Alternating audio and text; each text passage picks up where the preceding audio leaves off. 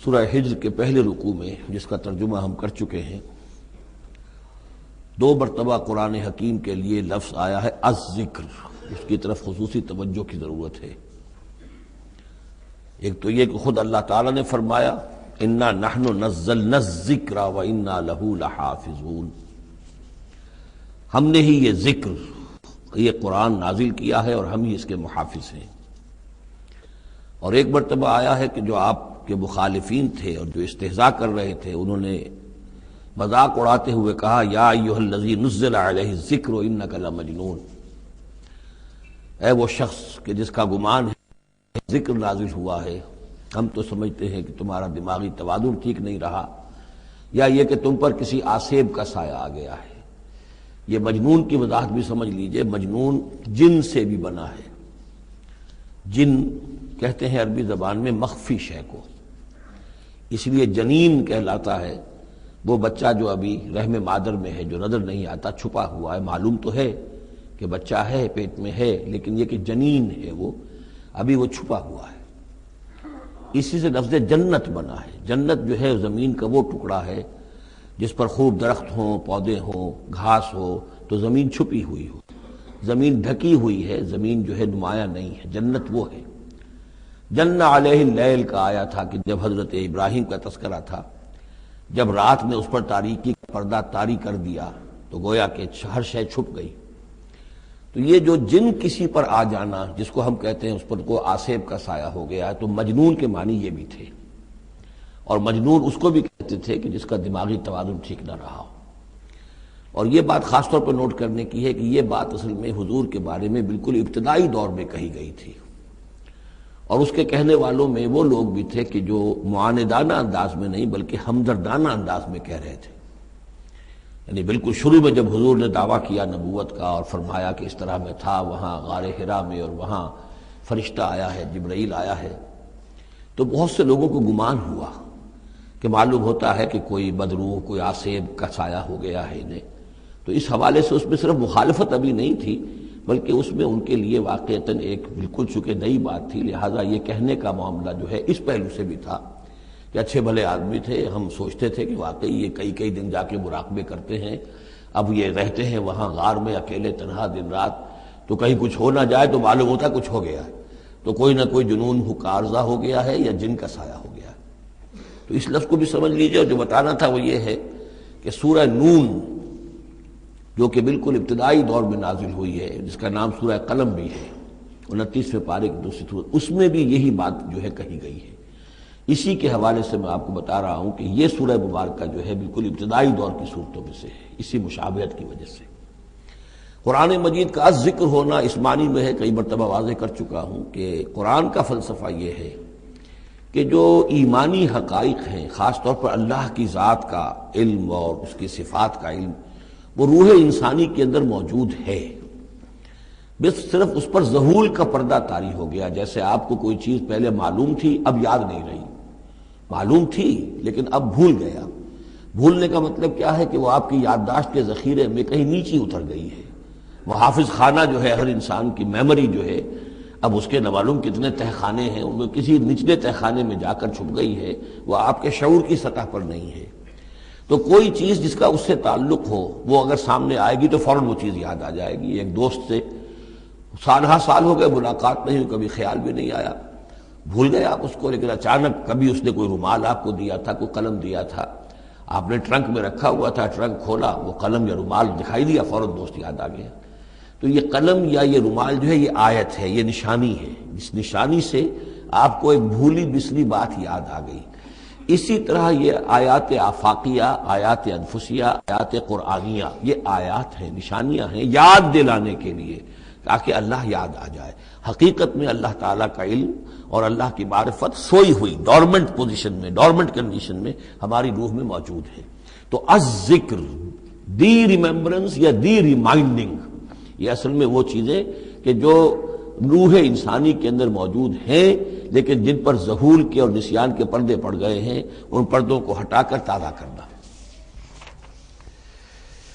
وَلَقَدْ جَعَلْنَا فِي السَّمَاءِ بُرُوجًا، اور ہم نے آسمان میں برج بنائے۔ یہ بھی ابھی ہم نہیں کہہ سکتے کہ ان کی اصل حقیقت کیا ہے،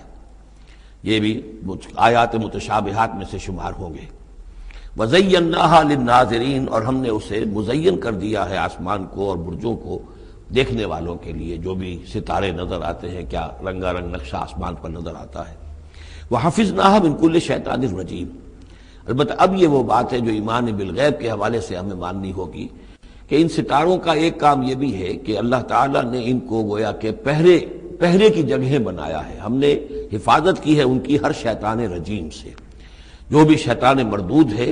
اس کی طرف سے حفاظت کا یہ سارا سامان ہے کہ جو آسمانوں میں کیا گیا ہے۔ اب اس کے لیے آج میں چاہتا ہوں کہ وہ بات آپ سمجھ لیں اچھی طرح، کہ جیسے آپ آگے آ بھی جائے گا کہ انسانوں کی تخلیق جو ہے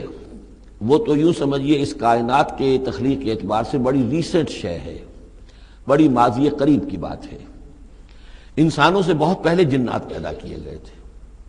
جنات سے بہت پہلے ملائکہ پیدا کیے گئے تھے، اور انسانوں کی ارواح بھی اسی دور میں پیدا کی گئیں جبکہ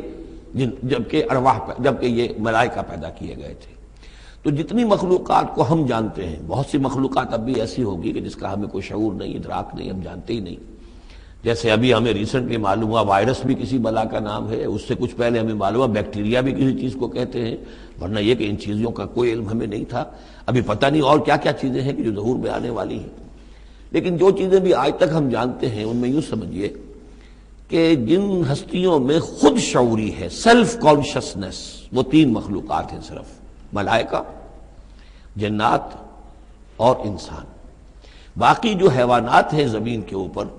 چاہے وہ بر کے ہیں یا بحر کے ہیں یا ہوا کے ہیں، فضا کے ہیں، پرندے ہوں یا زمین پر چلنے والے خشکی کے جانور ہوں، یا دریا میں اور سمندر کے اندر جو بھی حیوانات ہیں، مچھلیاں ہیں یا اور جاندار ہیں، ان سب میں شعور تو ہے، خود شعوری نہیں ہے۔ البتہ یہ کہ ترتیب یہی ہے کہ پہلے جنات پیدا کیے گئے، اور وہ چونکہ آگ سے پیدا کیے گئے تھے، تو ان کے اندر پوٹینشل جو قوت ہے وہ ہم انسانوں کے مقابلے میں بہت زیادہ ہے، اور ان کی رسائی اس کائنات میں بہت دور تک ہے۔ بس میرا یہ گمان ہے، باقی چیزیں تو میں خاص وثوق سے کہہ رہا ہوں، لیکن میرا گمان یہ ہے کہ جو سولر سسٹم ہے،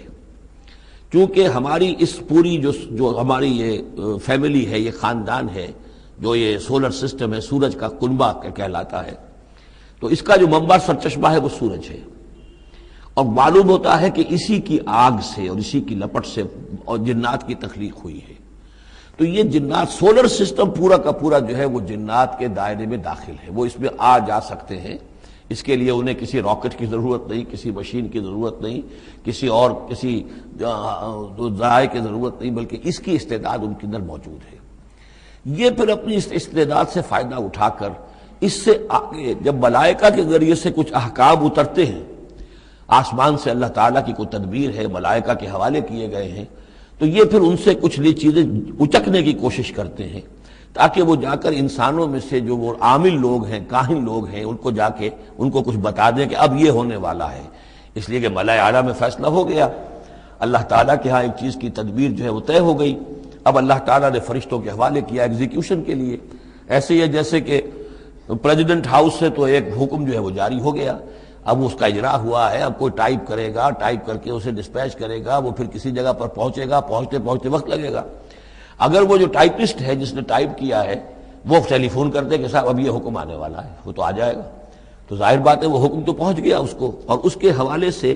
وہ جس شخص کو اس نے یہ خبر دے دی ہے وہ اپنی دکان چمکا سکتا ہے کہ دیکھیے مجھے پہلے سے معلوم تھا کہ یہ حکم آنے والا ہے۔ تو اس کائناتی حکومت کے اندر یہ سلسلہ ہے جس کے لیے کہ پھر اللہ تعالیٰ نے اس سولر سسٹم سے آگے کی جو بھی یونیورس ہے اس میں، یہ میرا گمان ہے جو میں عرض کر رہا ہوں، اللہ عالم، اس میں جنات کو آگے بڑھنے سے روکنے کے لیے ان ستاروں کے اندر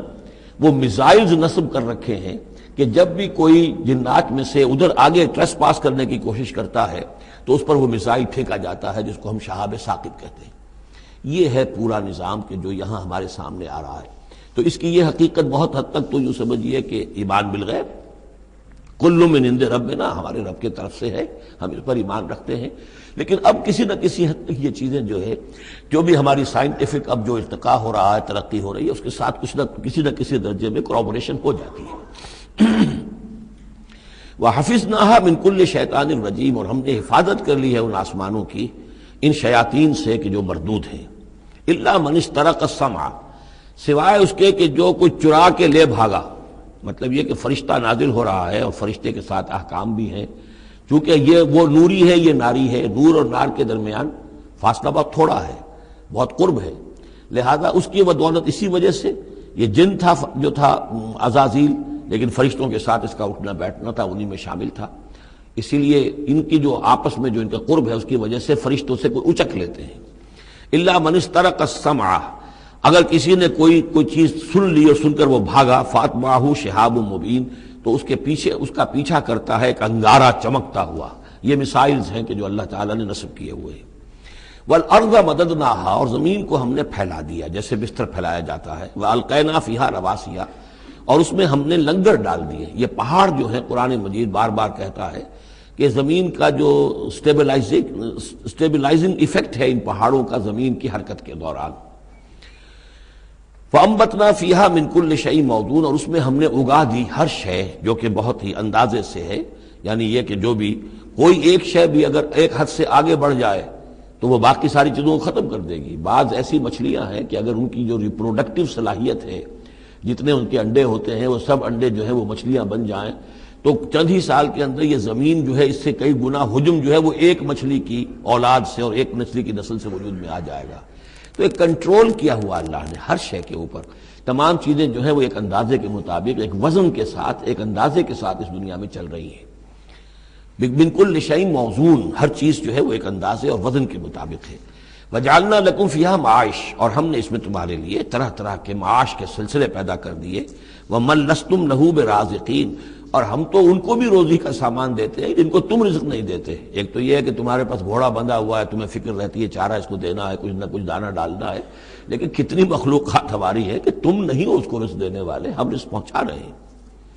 وَإِن مِّن شَيْءٍ إِلَّا عِندَنَا خَزَائِنُهُ، اور نہیں ہے کوئی شے مگر یہ کہ ہمارے پاس تو اس کے خزائن ہیں، لا متناہی، ہماری ریسورسز جو ہیں وہ یہ کہ لمیٹڈ نہیں ہے، لیکن وما ننزلہ الا بقدر معلوم، ہم نہیں نازل کرتے اس میں سے مگر ایک اندازے کے مطابق جو طے شدہ ہے۔ یعنی یہ کہ سٹور تو بہت بڑا ہے، لیکن یہ کہ سٹور سے جو ایشو ہوتا ہے اللہ تعالیٰ کے ہاں ہر چیز کا، تو اس کا ایشو ہونا جو ہے وہ اندازے کے مطابق ہے، ایک حساب کتاب کے ساتھ ہے، ورنہ جیسا کہ میں نے کہا کیوس ہو جائے۔ وارسلنا الرياح لواقحا، اور ہم نے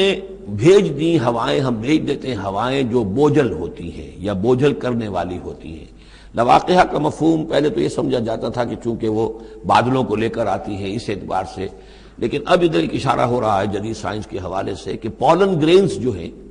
وہ بھی ہواؤں کے ذریعے سے آتے ہیں، اور وہ پھر آ کر پھولوں کو جب وہ وہاں فرٹیلائزیشن ہوتی ہے تو اس سے پھر وہ فصل بنتی ہے۔ تو ہوائیں جو ہیں وہ گویا کہ بار آور کرتی ہیں، اور اس طریقے سے یہ نباتاتی نظام چل رہا ہے۔ فَأَنزَلْنَا مِنَ السَّمَاءِ مَاءً، پھر ہم نے اتار دیا آسمان سے پانی، فَاسْقَيْنَاكُمُوهُ، پھر ہم نے وہ پانی تمہیں پلایا، تمہارے پینے کے لیے بندوبست کیا۔ وَمَا أَنْتُمْ لَهُ بِخَازِنِينَ، اور دیکھو تم اس کا سٹور نہیں کر سکتے، اس کا خزانہ نہیں بنا سکتے۔ کہاں کس طرح بناؤ گے خزانہ؟ واقعہ یہ ہے کہ یہ جو واٹر سائیکل ہے اس دنیا میں، یہ بھی اللہ تعالیٰ کے عظیم، یعنی سمجھئے کہ کرشموں میں سے اور اللہ کے معجزات میں سے بہت بڑا معجزہ ہے کہ یہ جو ہمارے پہاڑوں کے اوپر اتنے بڑے بڑے گلیشیئرز ہیں، یہ کیا ہے؟ یہ واٹر سٹوریج ہے، ٹینکس ہے۔ یہیں سے تو پانی ہے جو آ رہا ہے نیچے، وہ پگھل رہا ہے سب دھوپ سے، اور پھر وہ ندی نالوں سے ہو کے دریاؤں میں آیا، اور دریاؤں سے ہوتا ہوا زیر زمین سوتوں میں سے بھی گزر رہا ہے۔ وہ آپ نے کہیں پمپ سے نکال لیا، کہیں کنواں کھود لیا، پھر وہ پانی سارا کا سارا سمندروں کے اندر پہنچ گیا، ڈرین ہو گیا، پھر سمندر سے اب یہاں پر وہ ہو رہا ہے کہ دھوپ کی تمازت سے اب اس کی وہ بخارات بن رہے ہیں، اور وہ بخارات اوپر جا رہے ہیں، پھر وہ واپس جا رہا ہے، پھر وہ جو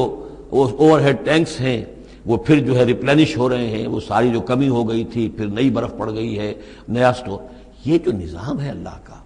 اور یہ واٹر سائیکل سے ہی زندگی قائم ہے۔ مبدأ حیات پانی ہے، مادہ تخلیق حیوانات کا، جو اس دنیا کے حیوانات ہیں ان کا مادہ تخلیق مٹی ہے، مادہ تخلیق جنات کا آگ ہے، مادہ تخلیق انسانی ارواح اور ملائکہ کا نور ہے، لیکن مبدأ حیات جو ہے، حیات انسانی جو ہے یہاں پر، یا حیات حیوانی جو زمین کی ہے، اس پلینٹ کے اوپر جو زندگی ہے، اس کا مبدأ پانی ہے، اس حیات کا۔ تو اب یہ پانی کا سائیکل ہے جو چل رہا ہے. وما انتم لہو بخازنین، تم اس پانی کا کتنا خزانہ کر سکتے ہو، کتنا سٹور کر سکتے ہو، کس طرح کا نظام چلا سکتے ہو، کتنے بڑے پیمانے پر یہ واٹر سائیکل جو ہے اللہ تعالیٰ نے اس دنیا کے اندر چلایا ہوا ہے. وَإِنَّا لَنَحْنُ نُحْيِي وَنُمِيتُ، اور یہ یقیناً ہم ہی ہیں جو باقی بھی رکھتے ہیں اور موت بھی وارد کرتے ہیں، زندہ بھی رکھتے ہیں اور موت بھی وارد کرتے ہیں. وَنَحْنُ الْوَارِثُونَ، اور پھر ہم ہی وارث ہوں گے. ہر شے ختم ہو جائے گی، کسی کی کوئی ملکیت نہیں رہے گی، ساری کی ساری چیزیں پھر ہماری ہی کائنات ہے، ہماری ہی ملکیت ہے.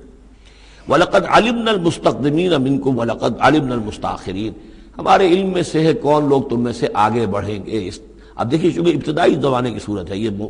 اب کون لوگ ہوں گے جو آگے بڑھ کر قرآن کو سینے سے لگائیں گے، کون لوگ ہوں گے جو محمد کی دعوت پر لبیک کہیں گے. یعنی جو ہم پڑھ چکے ہیں سورہ توبہ میں، السابقون الاولون من المہاجرین والانصار والذین اتبعوہم بإحسان، یہ کون لوگ ہوں گے ہمیں معلوم ہے. ہم تو پہلے سے جانتے ہیں کہ ابو بکر ایک لمحے کی دیر نہیں لگائے گا، ہمیں معلوم ہے کہ عثمان کو ایک کچھ زیادہ وقت نہیں لگے گا، ہمیں معلوم ہے کہ ابو بکر کی تبلیغ سے یہ طلحہ اور زبیر اور عبد الرحمن ابن عوف اور سعید ابن زید اور یہ سب لوگ جو ہے ایمان لے آئیں گے. اور ہمیں یہ بھی معلوم ہے کون پیچھے رہ جائے گا، وہ بھی ہمیں معلوم ہے. وَلَقَدْ عَلِمْنَا الْمُسْتَقْدِمِينَ مِنْكُمْ وَلَقَدْ عَلِمْنَا الْمُسْتَأْخِرِينَ وَإِنَّ رَبَّكَ هُوَ يَحْشُرُهُمْ، اور پھر آپ کا رب ان سب کو جمع کرے گا. إِنَّهُ حَكِيمٌ عَلِيمٌ، یقیناً وہ کمال حکمت والا اور علم رکھنے والا ہے.